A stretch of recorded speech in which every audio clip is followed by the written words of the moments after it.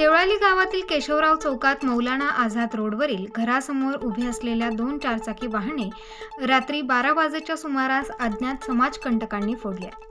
या घटनेत तक्रारदार विनोद जावरे यांची एर्टिगा फोर व्हीलर क्रमांक MH47 A 5065 ही गाडी व रोशन कुमावत यांच्या मालकीची स्विफ्ट डिझायर क्रमांक MH46Z 0772 या 2 गाड्या अज्ञात समाजकंटकांनी फोडल्या।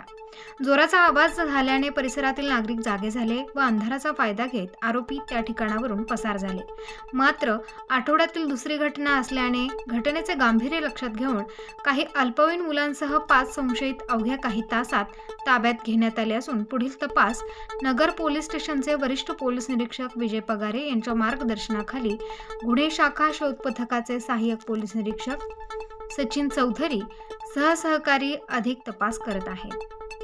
मात्र दुसरीकडे परिसरात सीसीटीव्ही कॅमेरे हे 2 वर्षांपासून बसवण्यात आले होते, ते पण ठिकठिकाणी बंद स्वरूपात असल्याचे निदर्शनास आल्याने नागरिक रोष व्यक्त करताना दिसत आहेत। 8 दिवसात ही दुसरी घटना असून वाहनधारकांमध्ये भीतीचे वातावरण निर्माण झाले आहे।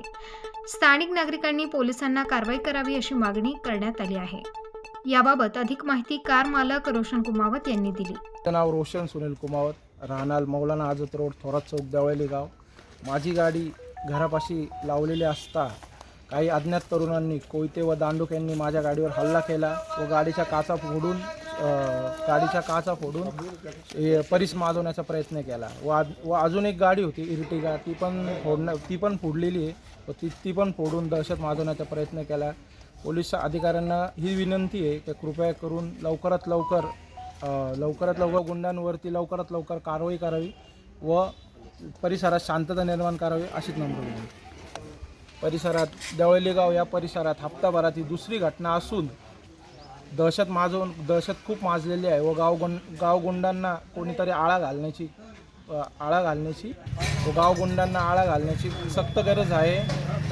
आणि परिसरात हप्त्यापूर्वीच 2-4 गाड्या फुटलेल्या आहेत, आता परत हप्त्यानंतर पण आमच्या 2 गाड्या फुटलेल्या आहेत। कृपया करून लवकरात लवकर कारवाई करावी अशी पोलिसांना नम्र विनंती आहे। स्टार न्यूज करता Nashik road bureau chief Dnyaneshwar More, Nashik road, Nashik.